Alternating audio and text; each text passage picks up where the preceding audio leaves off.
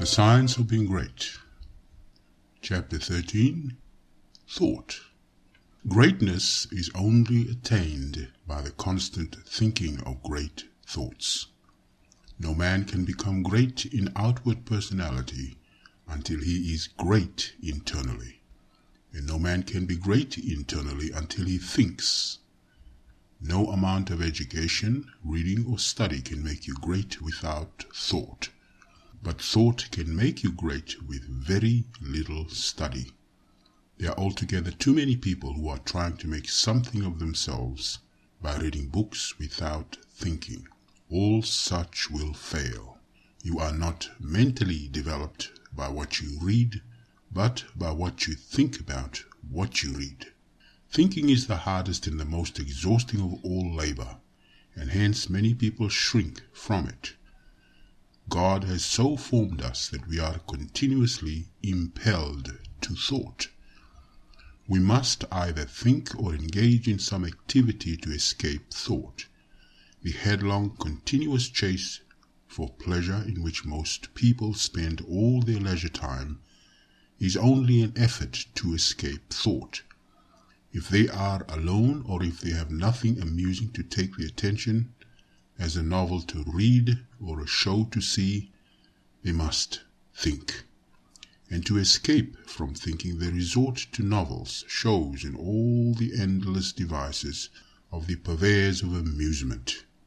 Most people spend the greater part of their leisure time running away from thought. Hence they are where they are. We never move forward until we begin to think. Read less and think more. Read about great things and think about great questions and issues. We have at the present time few really great figures in the political life of our country. Our politicians are a petty lot. There is no Lincoln, no Webster, no Clay, no Calhoun or Jackson.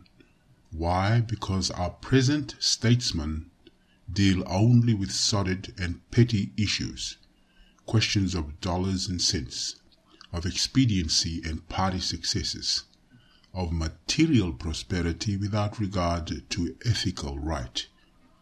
Thinking along these lines does not call forth great souls.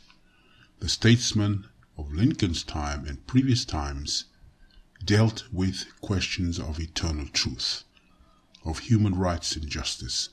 Men thought upon great themes, they thought great thoughts, and they became great men. Thinking, not mere knowledge or information, makes personality. Thinking is growth. You cannot think without growing. Every thought engenders another thought. Write one idea and others will follow until you have written a page. You cannot fathom your own mind. It is neither bottom nor boundaries. Your first thoughts may be crude, but as you go on thinking, you will use more and more of yourself. You will quicken new brain cells into activity, and you will develop new faculties. Heredity, environment, circumstances, all things must give way before you if you practice sustained and continuous thought. But on the other hand, if you neglect to think for yourself and only use other people's thought, you will never know what you are capable of, and you will end by being incapable of anything. There can be no real greatness without original thought. All that a man does outwardly is the expression and completion of his inward thinking. No action is possible without thought, and no great action is possible until a great thought has preceded it.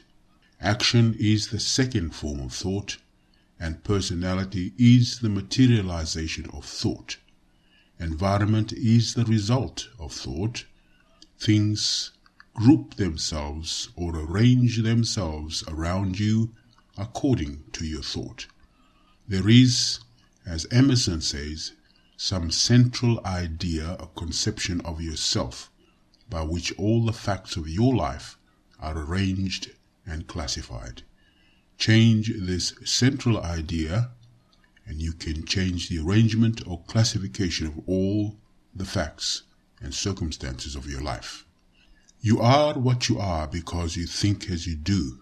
You are where you are because you think as you do. You see then the immense importance of thinking about the great essentials set forth in the preceding chapters. You must not accept them in any superficial way. You must think about them until they are a part of your central idea. Go back to the matter of point of view and consider, in all its bearings, the tremendous thought that you live in a perfect world among perfect people, and that nothing can possibly be wrong with you but your own personal attitude. Think about all this until you fully realize all that it means to you.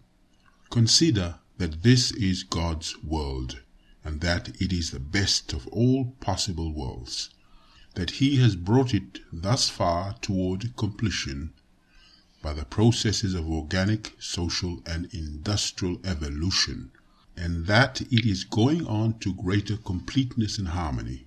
Consider that there is one great, perfect, intelligent principle of life and power, causing all the changing phenomena of the cosmos. Think about all this until you see that it is true, and until you comprehend how you should live and act as a citizen of such a perfect whole. Next, think of the wonderful truth that this great intelligence is in you. It is your own intelligence. It is an inner light impelling you toward the right thing and the best thing, the greatest act and the highest happiness. It is a principle of power in you, giving you all the ability and genius there is. It will infallibly guide you to the best if you will submit to it and walk in the light. Consider what is meant by the consecration of yourself when you say, I will obey my soul. This is a sentence of tremendous meaning. It must revolutionize the attitude and behavior of the average person. Then think of your identification with this great Supreme, that all its knowledge is yours and all its wisdom is yours for the asking. You are a God if you think like a God. If you think like a God, you cannot fail to act like a God. Divine thoughts will surely externalize themselves in a divine life. Thoughts of power will end in a life of power. Great thoughts will manifest in a great personality. Think well of all of this, then you are ready to act.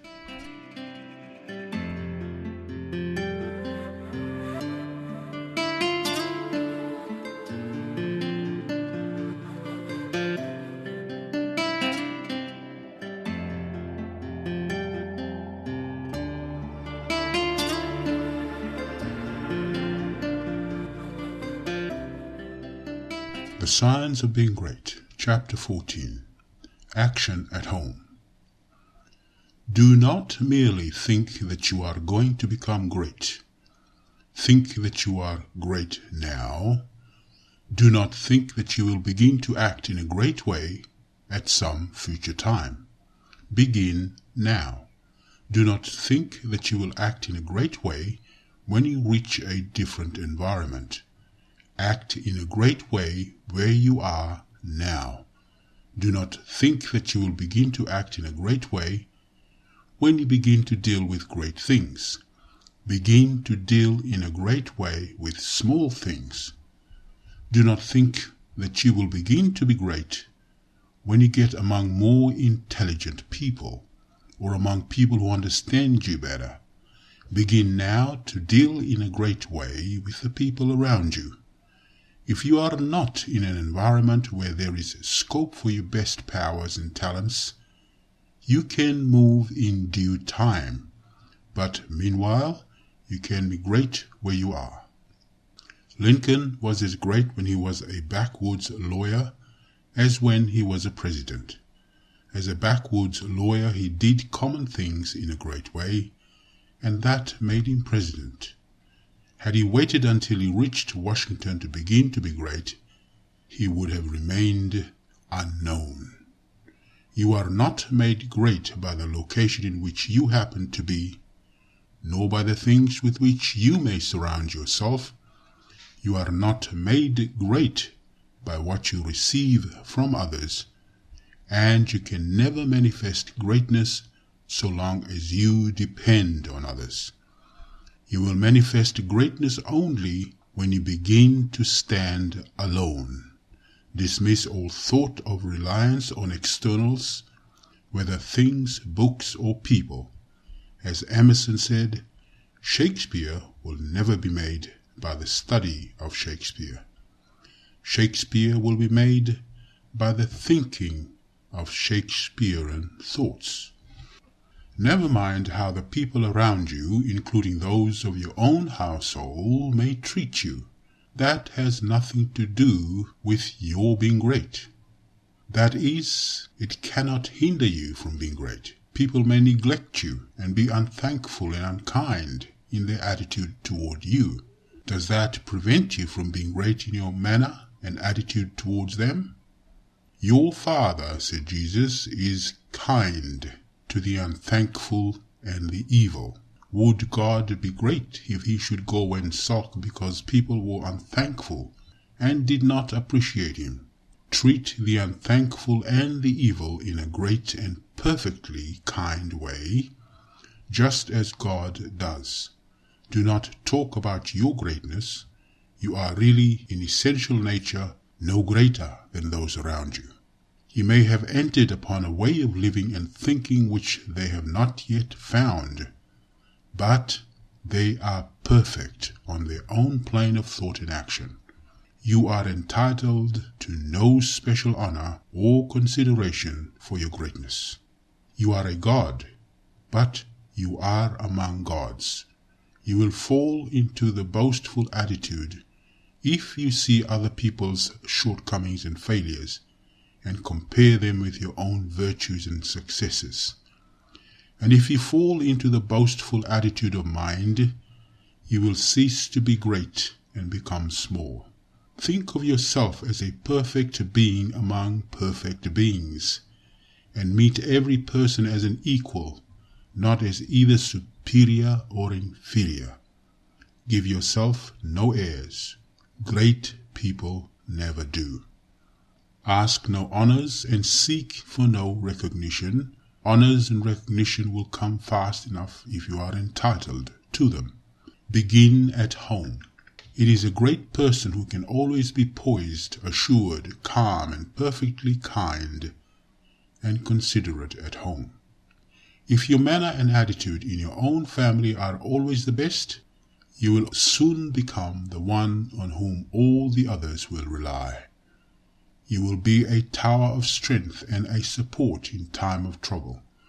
You will be loved and appreciated.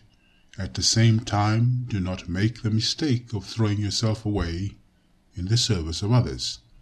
A great person respects himself. He serves and helps, but he is never slavishly servile. You cannot help your family by being a slave to them, or by doing for them those things that by right they should do for themselves. You do a person an injury when you wait on him too much. The selfish and exacting are a great deal better off if their exactions are denied. The ideal world is not one where there are a lot of people being waited on by other people. It is a world where everybody waits on himself. Meet all demands, selfish and otherwise, with perfect kindness and consideration, but do not allow yourself to be made a slave to the whims, caprices, exactions, or slavish desires of any member of your family. To do so is not great, and it works an injury to the other party. Do not become uneasy over the failures or mistakes of any member of your family, and feel that you must interfere. Do not be disturbed if others seem to be going wrong, and feel that you must step in and set them right. Remember that every person is perfect on his own plane. You cannot improve on the work of God. Do not meddle with the personal habits and practices of others. Though they are your nearest and dearest, these things are none of your business. Nothing can be wrong but your own personal attitude. Make that right, and you will know that all else is right. You are a truly great soul when you can live with those who do things that you do not do, and yet refrain from either criticism or interference. Do the things that are right for you to do, and believe that every member of your family is doing the things that are right for him. Nothing is wrong with anybody or anything. Behold, it is all very good. Do not be enslaved by anyone, but be just as careful that you do not enslave anyone else to your own notions of what is right. Think, and think deeply and continuously. Be perfect in your kindness and consideration. Let your attitude be that of a God among gods, and not that of a God among inferior beings. This is the way to be great in your own home.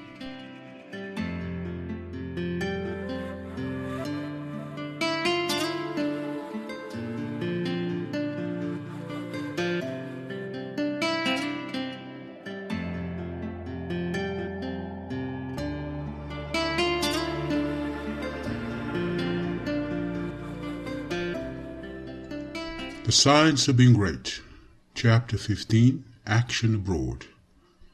The rules that apply to your action at home must apply to your action everywhere. Never forget for an instant that this is a perfect world, and that you are a God among gods. You are as great as the greatest, but all are your equals. Rely absolutely on your perception of truth. Trust to the inner light rather than to reason, but be sure that your perception comes from the inner light. Act in poise and calmness. Be still and attend on God. Your identification of yourself with the All-Mind will give you all the knowledge you need for guidance in any contingency that may arise in your own life or in the lives of others. It is only necessary that you should be supremely calm and rely upon the eternal wisdom that is within you. If you act in poise and faith, your judgment will always be right, and you will always know exactly what to do. Do not hurry or worry. Remember, Lincoln, in the dark days of the war, James Freeman Clarke relates that after the Battle of Fredericksburg, Lincoln alone furnished a supply of faith and hope for the nation. Hundreds of leading men from all parts of the country went sadly into his room and came out cheerful and hopeful.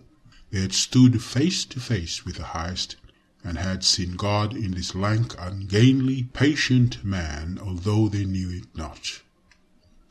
Have perfect faith in yourself and in your own ability to cope with any combination of circumstances that may arise. Do not be disturbed if you are alone. If you need friends, they will be brought to you at the right time. Do not be disturbed if you feel that you are ignorant. The information that you need will be furnished you when it is time for you to have it. That which is in you impelling you forward is in the things and people you need, impelling them toward you. If there is a particular man you need to know, he will be introduced to you. If there is a particular book you need to read, it will be placed in your hands at the right time. All the knowledge you need is coming to you from both external and internal sources. Your information and talents will always be equal to the requirements of the occasion. Remember that Jesus told his disciples not to worry as to what they should say when brought before the judges. He knew that the power in them would be sufficient for the needs of the hour. As soon as you awaken and begin to use your faculties in a great way, you will apply power to the development of your brain. New cells will be created and dormant cells quickened into activity, and your brain will be qualified as a perfect instrument for your mind. Do not try to do great things until you are ready to go about them in a great way. If you undertake to deal with great matters in a small way, that is, from a low viewpoint, or with incomplete consecration and wavering faith and courage, you will fail. Do not be in a hurry to get to the great things. Doing great things will not make you great, but becoming great will certainly lead you to the doing of great things. Begin to be great where you are and in the things you do every day. Do not be in haste to be found out or recognized as a great personality. Do not be disappointed if men do not nominate you for office within a month after you begin to practice what you read in this book. Great people never seek for recognition or applause.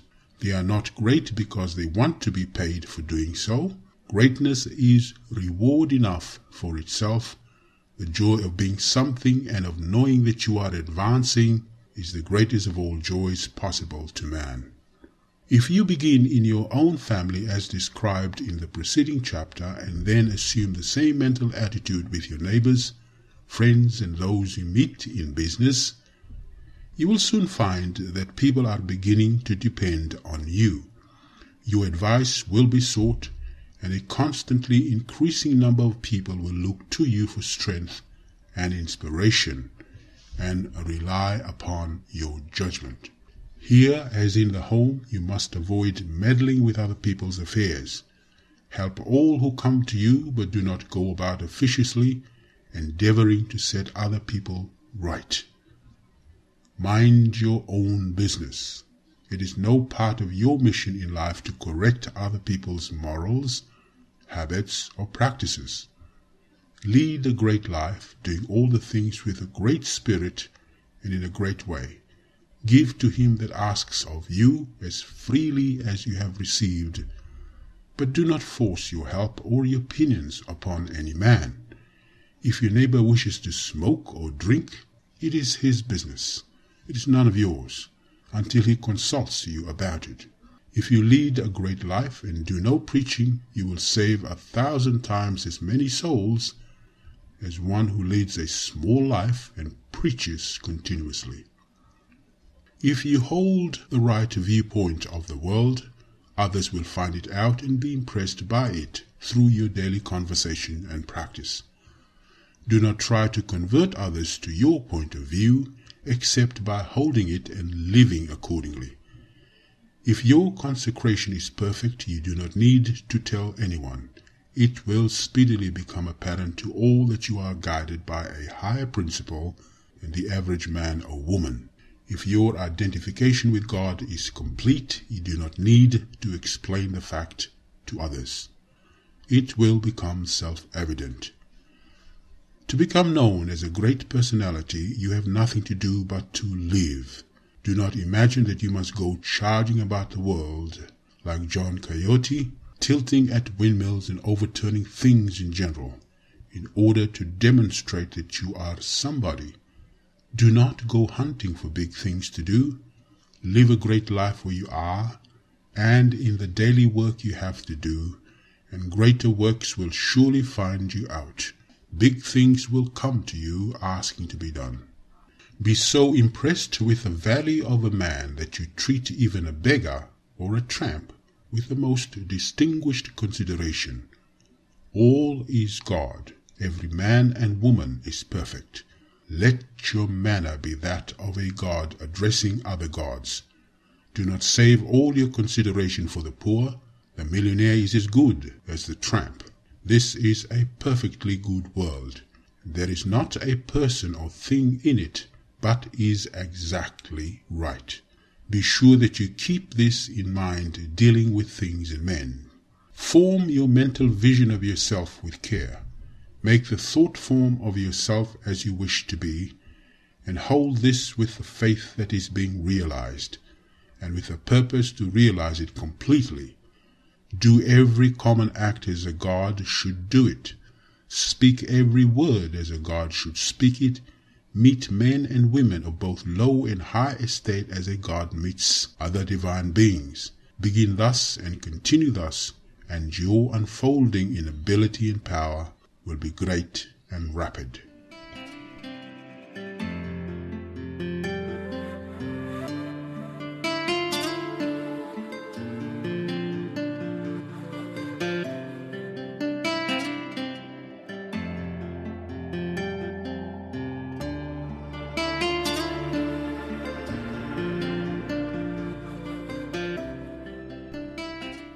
The Science of Being Great, Chapter 16. Some further explanations. We go back here to the matter of the point of view, for besides being vitally important, it is the one that is likely to give the student the most trouble. We have been trained, partly by mistaken religious teachers, to look upon the world as being like a wrecked ship, storm-driven upon a rocky coast. Utter destruction is inevitable at the end, and the most that can be done is to rescue perhaps a few of the crew. This view teaches us to consider the world as essentially bad and growing worse, and to believe that existing discords and inharmoniousness must continue and intensify until the end of time.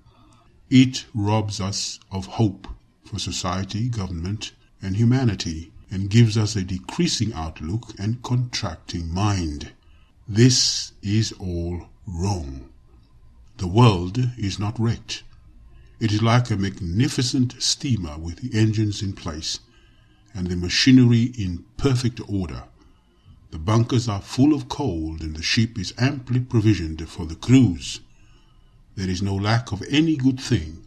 Every provision omniscience could devise has been made for the safety, comfort, and happiness of the crew. The steamer is out on the high seas, tacking hither and thither, because no one has yet learned the right course to steer. We are learning to steer, and in due time will come grandly into the harbor of perfect harmony. The world is good and growing better. Existing discords and inharmoniousness are but the pitching of a ship, incidental to our own imperfect steering. They will all be removed in due time. This view gives us an increasing outlook and an expanding mind. It enables us to think largely of society and of ourselves, and to do things in a great way. Furthermore, we see that nothing can be wrong with such a world, or with any part of it, including our own affairs, if it is all moving on towards completion. Then it is not going wrong, and as our own personal affairs are part of the whole, they are not going wrong. You and all that you are concerned with are moving on toward completeness. Nothing can check this forward momentum but yourself, and you can only check it by assuming a mental attitude that is at cross purpose with the mind of God. You have nothing to keep right but yourself. If you keep yourself right, nothing can possibly go wrong with you, and you can have nothing to fear. No business or other disaster can come upon you if your personal attitude is right, for you are a part of that which is increasing and advancing, and you must increase and advance with it. Moreover, your thought form will be mostly shaped according to your viewpoint of the cosmos. If you see the world as a lost and ruined thing, you will see yourself as a part of it, and as partaking of its sins and weaknesses. If your outlook for the world as a whole is hopeless, your outlook for yourself cannot be hopeful. If you see the world as declining towards its end, you cannot see yourself as advancing. Unless you think well of all the works of God, you cannot really think well of yourself. And unless you think well of yourself, you can never become great. I repeat that your place in life, including your material environment, is determined by the thought form you habitually hold of yourself. When you make a thought form of yourself, you can hardly fail to form in your mind a corresponding environment. If you think of yourself as an incapable, inefficient person, you will think of yourself with poor or cheap surroundings. Unless you think well of yourself, you will be sure to picture yourself in a more or less poverty-stricken environment. These thoughts, habitually held, become invisible forms in the surrounding mind stuff, and are with you continually. In due time, by the regular action of the eternal creative energy, the invisible thought forms are produced in material stuff, and you are surrounded by your own thoughts, made into material things. See nature as a great living and advancing presence, and see human society in exactly the same way. It is all one, coming from one source, and it is all good. You yourself are made of the same stuff as God. All the constituents of gods are part of you. Every power that God has is a constituent of man. You can move forward as you see God doing. You have within yourself the source of every power.